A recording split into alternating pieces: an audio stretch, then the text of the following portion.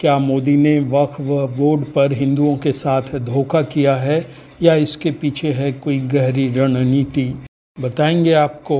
लेकिन पहले आप चाणक्य की ये नीति जान लीजिए।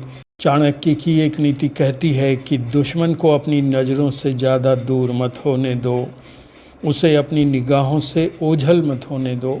अब आपको बताते हैं वक्फ बोर्ड संशोधन बिल को जेपीसी में भेजने का राज। पिछले सप्ताह जब ये खबर आई कि मोदी सरकार संसद के मौजूदा सत्र में वक्फ बोर्ड संशोधन से जुड़ा बिल लाने वाली है, तो मोदी समर्थक खुश हो गए थे। उन्हें लगा ये तो ब्रह्मास्त्र है, अगर चल गया तो दुश्मन राख हो जाएगा। लेकिन जब 8 अगस्त को अल्पसंख्यक मामलों के मंत्री किरण रिजिजू ने वक्फ बोर्ड संशोधन बिल को ज्वाइंट पार्लियामेंट्री कमेटी जेपीसी में भेजने की बात कही, तो बीजेपी और मोदी समर्थक हिंदुओं को लगा कि उनके साथ धोखा हुआ है। उन्हें लगा कि जब नीतीश कुमार और चंद्रबाबू नायडू की पार्टी ने बिल का समर्थन कर दिया था, तो मोदी सरकार ने इसे लोकसभा में पास क्यों नहीं करवा लिया। ये तो अच्छा मौका था बिल पास करवाने का। बिल पास नहीं होने पर उन्हें लगा कि मोदी सरकार ने हिंदुओं के साथ धोखा किया है। सोशल मीडिया पर मोदी समर्थक मोदी को भला बुरा कहने लगे। अब आपको बताते हैं कि सरकार ने बिल को जेपीसी में क्यों भेजा है। इसकी 2 वजहें हैं। पहली वजह तो ये है कि राज्यसभा में अभी संख्या बीजेपी या एनडीए के पक्ष में नहीं है।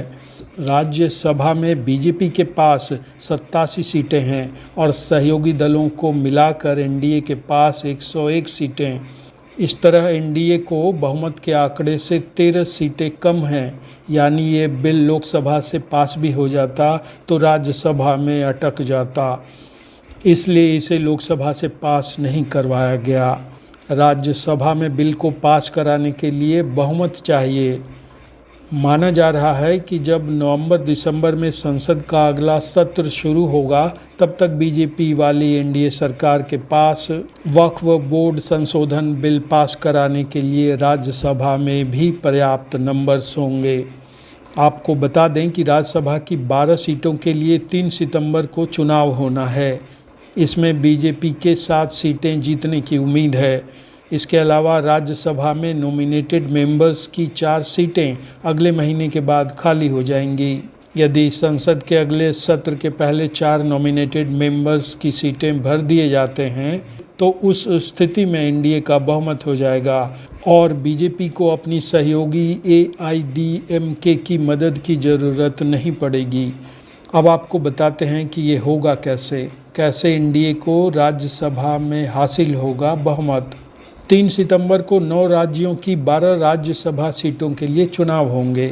बीजेपी कोटे की 7 राज्यसभा सीटें खाली हुई हैं, कांग्रेस कोटे की 2, जबकि आरजेडी, बीआरएस और बीजेडी कोटे की 1-1 राज्यसभा सीट है।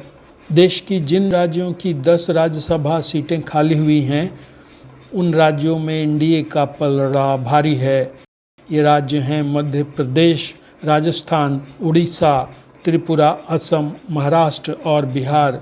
माना जा रहा है कि बीजेपी का 7 राज्यसभा सीटें जीतना तय है। ऐसे में राज्यसभा में बीजेपी की संख्या 87 से बढ़कर 94 हो जाने की उम्मीद है। 3 सितंबर को होने वाले चुनाव के बाद राज्यसभा में एनडीए के सदस्यों की कुल संख्या 117 हो जाएगी। इसमें मौजूदा 6 नॉमिनेटेड मेंबर्स और 2 इंडिपेंडेंट मेंबर्स शामिल हैं। अभी राज्यसभा की ताकत 237 सदस्यों की है। इस हिसाब से राज्यसभा में बहुमत का आंकड़ा 119 का बैठता है। यदि सरकार 4 नॉमिनेटेड मेंबर्स की सीटें भर देती हैं, तो राज्यसभा की ताकत 241 सदस्यों की हो जाएगी। तब राज्यसभा में बहुमत का आंकड़ा 121 का हो जाएगा। देखा गया है कि नॉमिनेटेड मेंबर्स अक्सर सरकार के पक्ष में वोट देते हैं। यदि एनडीए के 117 में 4 नॉमिनेटेड मेंबर्स जुड़ जाएंगे, तो ये संख्या 121 हो जाएगी, यानी ठीक उतनी जितना बहुमत के लिए चाहिए।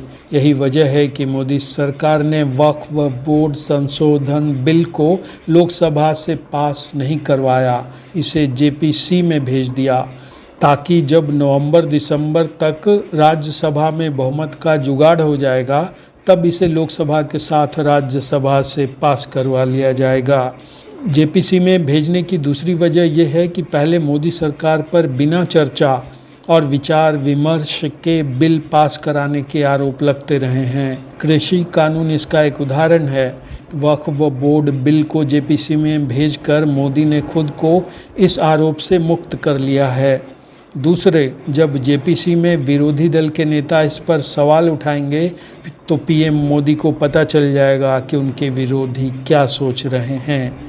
चाणक्य नीति भी यही कहती है, दुश्मन को कभी अपनी आँखों से ओझल मत होने दो। अगर ये विश्लेषण आपको अच्छा लगा हो तो इसे लाइक करें, शेयर करें, और यदि चैनल को सब्सक्राइब नहीं किया है तो अब ज़रूर कर लें। अब हमें आज्ञा दीजिए। नमस्कार।